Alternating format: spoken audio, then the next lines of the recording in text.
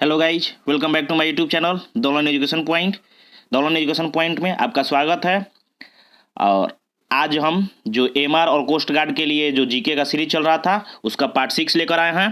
ठीक, तो ये आपका पार्ट 6 है। यदि पार्ट 5 तक नहीं देखे हैं तो जाइए और जाकर उसको देख लीजिए एक बार। ठीक, और इसमें भी हम 25 क्वेश्चन को डील करेंगे। तो चलिए पढ़ा शुरू करते हैं। एंड आज का फर्स्ट क्वेश्चन है, निम्न में से कौन सा ग्रह विपरीत दक्षिण वृत्त घूमता है, यानी एंटी क्लॉकवाइज कौन सा ग्रह है जो एंटी क्लॉकवाइज घूमता है। एंड आपके फर्स्ट ऑप्शन में है शुक्र, सेकंड में है मंगल, थर्ड में है शनि एंड फोर्थ में है वरुण। यानी वेनस, मार्स, सैटर्न और नेपच्यून में से कौन सा ग्रह एंटी क्लॉकवाइज घूमता है। तो जो आपका फर्स्ट का करेक्ट आंसर हो जाएगा आपका ए नंबर करेक्ट हो जाएगा। यानी जो वेनस है ये आपको एंटी क्लॉकवाइज घूमता है। ठीक, और इसके साथ एक और ग्रह है जिसका नाम है यूरेनस। ठीक, उसको हिंदी में अरुण बोलते हैं। ठीक, उसको इंग्लिश में यूरेनस बोलते हैं। आप इसे नोट कर लीजिए।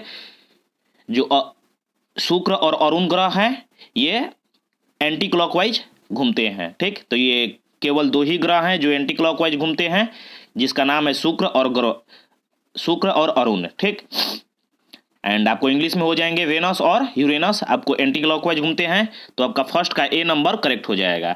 नेक्स्ट है सेकंड नंबर है लाल ग्रह के नाम से किसे जाना जाता है। एंड आपको बताना है कि लाल ग्रह यानी रेड प्लैनेट के नाम से किसे जाना जाता है। एंड आपके फर्स्ट ऑप्शन में है वेनस, सेकंड में है मार्स, थर्ड में है सैटर्न एंड फोर्थ में है नेपच्यून। शुक्र, मंगल, शनि और वरुण में से लाल ग्रह के नाम से किसे जाना जाता है। तो जो आपका सेकंड का करेक्ट आंसर हो जाएगा आपका बी नंबर करेक्ट हो जाएगा। यानी मंगल ग्रह को लाल ग्रह के नाम से भी जाना जाता है। अब इसे ऐसा क्यों होता है, तो आयरन ऑक्साइड के कारण होता है, due to presence excess of iron oxide. ठीक, अधिक मात्रा में आयरन ऑक्साइड यहाँ पर पाया जाता है, इसके कारण ये लाल रंग का दिखाई देता है और इसी कारण से इसे लाल रंग कहा जाता है। लाल ग्रह के नाम से भी जाना जाता है। ठीक, नेक्स्ट है थर्ड नंबर है फोबोस निम्न में से किसका उपग्रह है। आपको बताना है कि फोबोस जो है बताना है कि वो निम्न में से किसका उपग्रह है, किसका मून है। एंड आपके फर्स्ट ऑप्शन में है वेनस, सेकंड में है मार्स, थर्ड में है सैटर्न एंड फोर्थ में है नेपच्यून।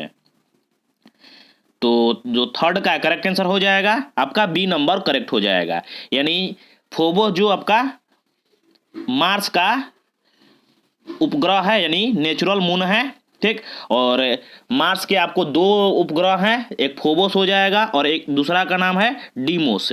ठीक,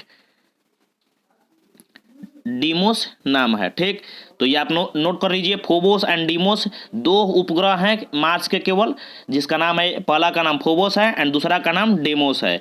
तो आपका थर्ड का बी नंबर करेक्ट हो जाएगा। ठीक, नेक्स्ट है फोर्थ नंबर है सौर मंडल का सबसे बड़ा ज्वालामुखी का नाम क्या है। आपको बताना है कि सौर मंडल का सबसे बड़ा ज्वालामुखी का नाम क्या है। एंड आपके फर्स्ट ऑप्शन में है ओलिपस मेसी, सेकंड में है निक्स ओलंपिया, थर्ड में है हर्सेल एंड फोर्थ में है इनमें से कोई नहीं। तो जो आपका फोर्थ का करेक्ट आंसर हो जाएगा आपका ए नंबर करेक्ट हो जाएगा। ठीक, यानी ओलिपस मेसी है जो सौर मंडल का सबसे बड़ा ग्रह है। ठीक, और ये माउंट एवरेस्ट से 3 गुना है। ठीक, माउंट एवरेस्ट से 3 गुना है। ठीक, नेक्स्ट है, और ये मार्स ग्रह पर है। आपसे ये भी पूछ सकता है कि ओलिपस मेसी किस ग्रह पर है, तो ये मार्स ग्रह पर है। ठीक, यानी मंगल ग्रह पर है। नेक्स्ट है फिफ्थ नंबर है सौर मंडल का सबसे ऊंचा पर्वत का नाम क्या है। ठीक, सौर मंडल का सबसे ऊंचा पर्वत का नाम बताना है आपको। तो आपका फिफ्थ का आपका बी नंबर करेक्ट हो जाएगा। ठीक, कितना हो जाएगा बी नंबर, यानी निक्स ओलंपिया आपका करेक्ट हो जाएगा। ठीक, नेक्स्ट है सिक्स्थ नंबर है लेटा हुआ ग्रह के नाम से किसे ग्रह को जाना जाता है। एंड आपके फर्स्ट ऑप्शन में है जुपिटर, सेकंड में है नेपच्यून, थर्ड में यूरेनस एंड फोर्थ में अर्थ है। तो जो आपका सिक्स्थ का करेक्ट आंसर हो जाएगा आपका सी नंबर करेक्ट हो जाएगा। यानी यूरेनस को आपको लेटा हुआ ग्रह के नाम से जाना जाता है। और ऐसा क्यों? क्योंकि ये अक्ष पर अपना इतना झुका हुआ, क्योंकि इसको यदि कोई देखता है टेलीस्कोप से तो ये लेटा हुआ नजर आता है। ठीक, तो आपका 6 का सी नंबर करेक्ट हो जाएगा। ठीक, नेक्स्ट है 7th नंबर। 7th नंबर है सूर्य के बाद पृथ्वी के सबसे निकट तारा का नाम क्या है। यानी बताना है कि सूर्य के बाद जो पृथ्वी के सबसे निकट तारा है, स्टार है, उसका नाम क्या है। सेंचुरी, फर्स्ट में आपका सेंचुरी है, सेकंड में प्रैक्सिमा सेंचुरी, थर्ड में अल्फा सेंचुरी एंड फोर्थ में इनमें से कोई नहीं। तो जो आपका 7th का करेक्ट आंसर हो जाएगा आपका बी नंबर करेक्ट हो जाएगा। यानी प्रैक्सिमा सेंचुरी है जो अल्फा सेंचुरी का ही एक पार्ट है। ठीक, तो सूर्य के बाद सबसे निकट तारा का नाम क्या है? प्रैक्सिमा सेंचुरी, और ये अल्फा सेंचुरी का ही एक पार्ट है जो 4.22 लाइट ईयर यहां से दूर है। ठीक, नेक्स्ट है 8 नंबर। 8 नंबर है चंद्रमा की सतह और उसकी आंतरिक स्थिति का अध्ययन को क्या कहा जाता है। चंद्रमा, यदि हम स्टडी करते हैं चंद्रमा के सरफेस और उसके आंतरिक स्ट्रक्चर के बारे में, यानी इंटरनल स्ट्रक्चर के बारे में कि किस तरह से बना हुआ है, तो उस स्टडी को क्या कहा जाता है। एंड आपके फर्स्ट ऑप्शन में है सेल्कोलॉजी, सेकंड में है सिस्मोलॉजी, थर्ड में है सेरोलॉजी एंड फोर्थ में है सेनोलॉजी। तो जो आपका 8 का करेक्ट आंसर हो जाएगा आपका डी नंबर करेक्ट हो जाएगा। यानी सेलेनोलॉजी कहा जाता है जो चंद्रमा के सतह और उसके इंटरनल स्ट्रक्चर के बारे में जो अध्ययन करता है उसको क्या कहते हैं? सेनोलॉजी कहते हैं। ठीक, इसलिए आपका 8 का डी नंबर करेक्ट हो जाएगा। नेक्स्ट है 9th नंबर। 9th नंबर है जब पृथ्वी और चंद्रमा की दूरी कम हो जाता है तो उस दूरी को क्या कहा जाता है, यानी उस प्रोसेस को क्या कहा जाता है, आपको बताना है। ठीक, जैसे ये आपको मालूम है कि पृथ्वी सूर्य के चारों ओर इलिप्टिकल पार्ट में घूमता है। ठीक, उसी तरीके से चंद्रमा भी एक इलिप्टिकल पार्ट में अर्थ के चारों बगल घूमता है। ठीक, तो जब ये दोनों आपस में सबसे कम दूरी पर होते हैं, यानी ये आपका कम दूरी हो गया। ठीक ना, ये प्रोसेस जब आपका डिस्टेंस हो गया, कम हो गया इसके अपेक्षा, तो उस डिस्टेंस को क्या कहा जाता है। ठीक, आपको बताना है कि उस डिस्टेंस को क्या कहा जाता है। एंड आपके फर्स्ट ऑप्शन में है अपसौरिक, सेकंड में है उपसौरिक, सॉरी फर्स्ट में आपका उपसौरिक है, सेकंड में अपसौरिक, थर्ड में अपसाइड एंड फोर्थ में इनमें से कोई नहीं। तो जो आपका 9th का करेक्ट आंसर हो जाएगा आपका ए नंबर करेक्ट हो जाएगा। यानी उसे अपसौरिक बोलते हैं, यानी प्रीहिलेशन बोलते हैं। आपको इंग्लिश में मिल जाएगा इसको प्रीहिलेशन। ठीक, प्रीहिलेशन बोलते हैं और इसका डिस्टेंस होता है आपका 9.15 मीटर करोड़। ठीक ना, यानी 9.15 मीटर, सॉरी माइल्स है, ये माइल्स करोड़ हो जाएगा, माइल्स करोड़। ठीक है, और उसको इंग्लिश में प्रीहिलेशन बोलते हैं। ठीक, तो आप इसे नोट कर लीजिए, स्क्रीनशॉट लेना चाहते हैं तो ले लीजिए, आपका ए नंबर करेक्ट हो जाएगा। इंग्लिश में इसको PERIHELION बोलते हैं, जिसका डिस्टेंस होता है 9.15 माइल्स करोड़। ठीक, ये आपका ए नंबर इसका करेक्ट हो जाएगा। ठीक, आप इसका स्क्रीनशॉट लेना चाहते हैं तो ले सकते हैं। नेक्स्ट है 10th नंबर। अब 10th नंबर में उसी क्वेश्चन का जो इस क्वेश्चन का ये तो नजदीक में इसको अपसर बोलते हैं। ठीक, लेकिन जो इसका डिस्टेंस है अर्थ से यहाँ से, ये इस डिस्टेंस को जो सबसे ज्यादा डिस्टेंस है उसको क्या बोलते हैं, तो उसको आपको अपसौर बोलते हैं। क्या बोलते हैं? अपसौरिक। ठीक है, तो इसको इंग्लिश में क्या बोलते हैं? एपहिलेशन। इसको इंग्लिश में एपहिलेशन बोलते हैं। ठीक, और इसका डिस्टेंस होता है 9.48 माइल्स करोड़। ठीक, तो आप इसे नोट कर लीजिए। ठीक, 10th का आपका बी नंबर करेक्ट हो जाएगा। स्क्रीनशॉट लेना चाहते हैं तो वीडियो पॉज करके आप स्क्रीनशॉट ले सकते हैं। नेक्स्ट है 11th नंबर। 11th नंबर है दो अक्षांशों के बीच की दूरी कितनी होती है। यानी बताना है कि 2 कंसेक्यूटिव लैटिट्यूड के जो डिस्टेंस होता है उसको उस डिस्टेंस को बताना है कि यानी दो लगातार लैटिट्यूड के जो डिस्टेंस होता है, ठीक, इस डिस्टेंस को नाम कि कितना दूरी होता है, ठीक, तो इस डिस्टेंस का नाम बताया थी, डिस्टेंस बताना है कि इसका डिस्टेंस कितना होता है दो लैटिट्यूड के बीच में की दूरी कितनी होती है, ठीक। तो आपका इसका डी नंबर करेक्ट हो जाएगा, यानी 111 किलोमीटर होता है, ठीक।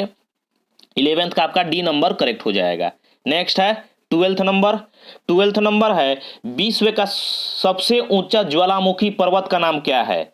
आपको बताना है कि वर्ल्ड, उस पिछली क्वेश्चन में हम लोगों ने पूरे यूनिवर्स में पढ़ा था, ठीक है, और इसमें आपको विश्व का बताना है, यानी अर्थ पर सबसे ऊंचा ज्वालामुखी का नाम क्या है। आपके फर्स्ट ऑप्शन में है एटना, सेकंड में है स्ट्रोम्बेली, थर्ड में है कोटापैक्सी एंड फोर्थ में है एकोंगुआ।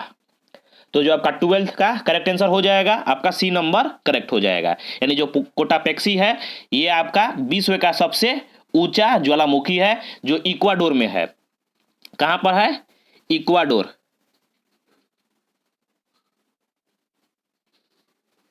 ठीक है, तो आप यहां से इसको नोट कर लीजिए कि कहां पर है, तो इक्वाडोर में है, ठीक, और इसकी ऊंचाई है 19,613 फीट, ठीक, 19,613 फीट इसका ऊंचाई है। नेक्स्ट है 13 नंबर।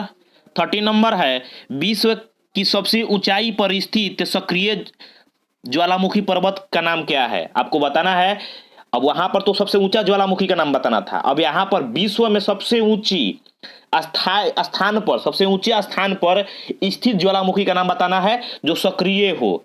क्या हो? जो सक्रिय हो, यानी एक्टिव वोल्केनो का नाम बताना है, ठीक, जो सबसे हाइट ऊंचे स्थान पर स्थित हो। एंड आपके फर्स्ट ऑप्शन में है कोटापैक्सी, सेकंड में है ओजोस डेल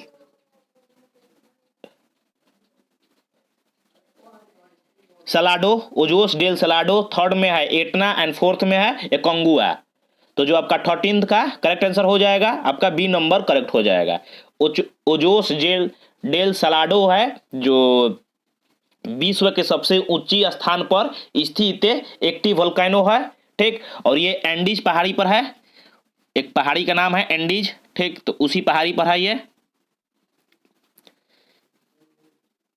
जिस पहाड़ी का नाम है वो एंडीज पर है और जिसकी ऊंचाई है 6,085 किलोमीटर है, सॉरी, अच्छा 6,885 मीटर है, केवल किलोमीटर नहीं मीटर है, ठीक। तो और ये अर्जेंटीना और ये 3 देशों के सीमा पर है, स्थित है, अर्जेंटीना और चिली कर है। ये जो आपका ओजोस डेल सलाडो है जो एंडीज पर्वत पर है और जो अर्जेंटीना और आपके मिल जाएंगे चिली के सीमा पर, ठीक ना, चिली के जो बाउंड्री है सीमा पर है, तो ये उसी बाउंड्री पर ये स्थित है, एंडीज पर्वत पर ये सबसे ऊंचा स्थान पर स्थित है जिसकी ऊंचाई है 6,885 मीटर, ठीक। तो आप इसका स्क्रीनशॉट लेना चाहते हैं तो स्क्रीनशॉट ले लीजिए, वीडियो पॉज करके नोट करना चाहते हैं तो नोट कर लीजिए। नेक्स्ट है 14th नंबर। 14th नंबर है विश्व की सबसे ऊंची स्थान पर स्थित शांत ज्वालामुखी का नाम बताना है। वहां पर आपको बताना था एक्टिव वोल्केनो और यहां पर आपको बताना है शांत ज्वालामुखी जो एक्टिव नहीं हो, ठीक। अनएक्टिव ज्वालामुखी का नाम बताना है कि सबसे ऊंचाई पर अनएक्टिव ज्वालामुखी कहां पर है। आपके ऑप्शंस है Cotopaxi, Ojos del Salado, Etna and Aconcagua. आपके ऑप्शंस है, तो जो आपका 14th का करेक्ट आंसर हो जाएगा आपका डी नंबर करेक्ट हो जाएगा, यानी एकोंगुआ जो आपका शांत ज्वालामुखी है जो विश्व का सबसे ऊंचा स्थान पर है, ठीक। तो आपका 14th का डी नंबर करेक्ट हो जाएगा, ठीक।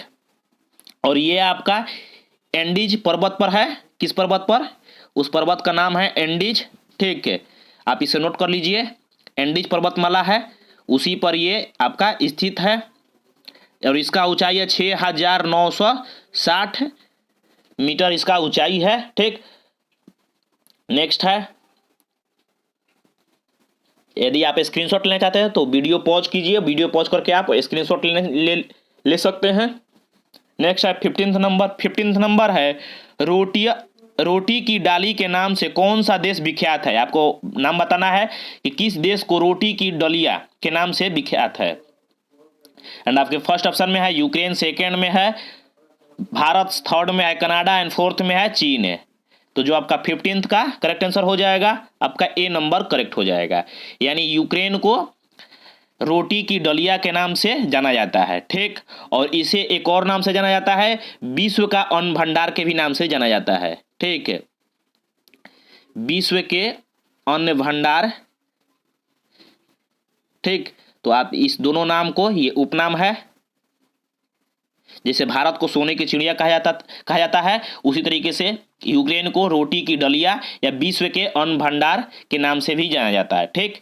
नेक्स्ट है 16 नंबर है झीलों के देश के नाम से किस देश को जाना जाता है।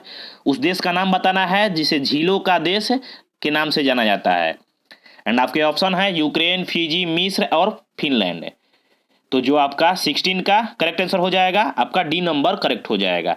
यानी फिनलैंड को आपको झीलों का देश के नाम से जाना जाता है, the land of thousands lake के नाम से भी जाना जाता है, ठीक। तो आपका 15 का डी नंबर करेक्ट हो जाएगा। नेक्स्ट है 17 नंबर है यूरोप का भारत किस देश को कहा जाता है। एंड आपके ऑप्शन है ए नंबर में फ्रांस, बी नंबर में इटली, सी नंबर में स्वीडन एंड डी नंबर में फिनलैंड। तो जो आपका 17 का बी नंबर आपका करेक्ट हो जाएगा। यानी यूरोप का भारत इटली को कहा जाता है, ठीक। और आपसे मैं ये भी पूछ सकता है कि इटली के गंगा किस नदी को कहा जाता है। इटली के गंगा किस नदी को कहा जाता है। गंगा किस नदी को कहा जाता है, आपको बताना है कि इटली के गंगा किस नदी को कहा जाता है, ठीक है। तो जो इसका करेक्ट हो जाएगा आंसर, इसका पो नदी को कहा जाता है। उस नदी का नाम है पो नदी, ठीक है। तो आप इसको नोट कर लीजिए इसको भी कि इटली को गंगा पो नदी को कहा जाता है। और इसमें आपका 17 का बी नंबर करेक्ट हो जाएगा, ठीक।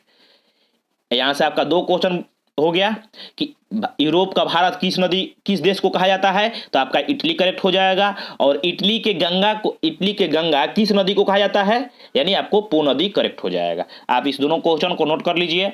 नेक्स्ट है 18 नंबर है फ्रांस को यूनाइटेड किंगडम से क्या अलग करता है, ठीक। आपको बताना है कि जो फ्रांस है और यूनाइटेड किंगडम है उस दोनों के बीच में क्या है जो उन दोनों को अलग करता है। आपके फर्स्ट ऑप्शन में है 8 डिग्री चैनल, सेकंड में है 11 डिग्री चैनल, थर्ड में है इंग्लिश चैनल एंड फोर्थ में है ग्रेट बर्नार्ड चैनल।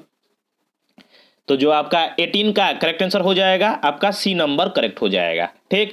यानी इंग्लिश चैनल है जो फ्रांस को इंग्लैंड से अलग करता है, ठीक। अब मैं आपसे ये क्वेश्चन पूछता हूं कि इंग्लिश चैनल को पार करने वाला प्रथम भारतीय व्यक्ति का नाम बताना है आपको, जो इंग्लिश चैनल को तैर कर पार किए थे, ठीक है। ये तो करेक्ट हो जाएगा आपका सी नंबर।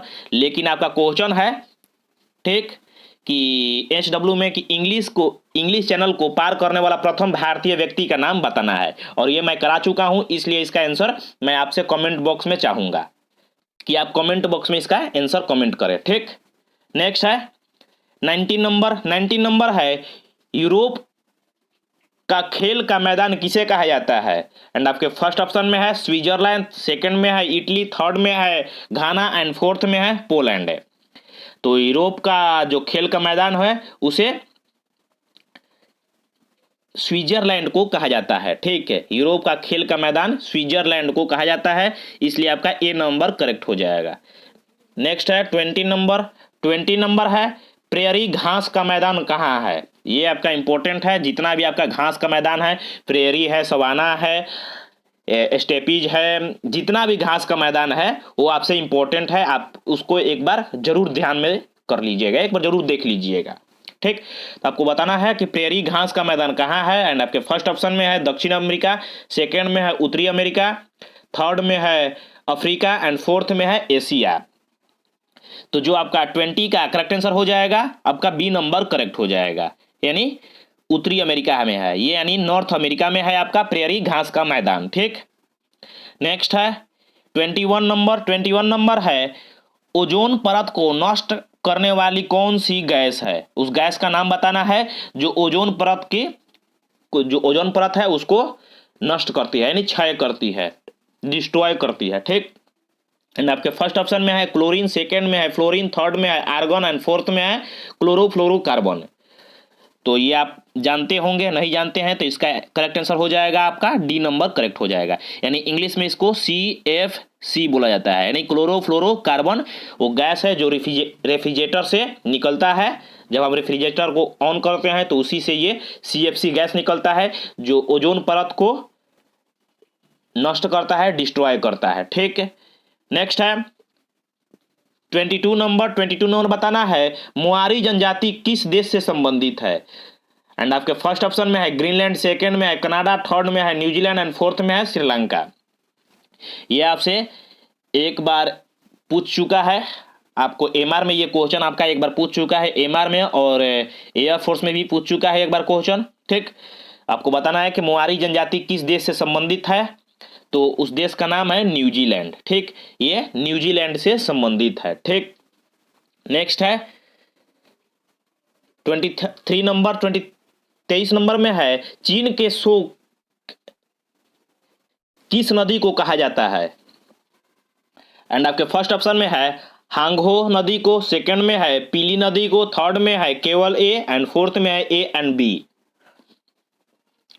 तो जो आपका 23rd का करेक्ट आंसर हो जाएगा आपका डी नंबर करेक्ट हो जाएगा। यानी A और B दोनों ऐसी नदी हैं जिसे चीन के शोक नदी के नाम से जाना जाता है। चीन के शोक को आपको हांगहो या पीली नदी को कहा जाता है। ठीक, बेसिकली हांगहो नदी जो है इसका दूसरा नाम पीली नदी है। ठीक है, जो हांगहो नदी है इसका दूसरा नाम पीली नदी है।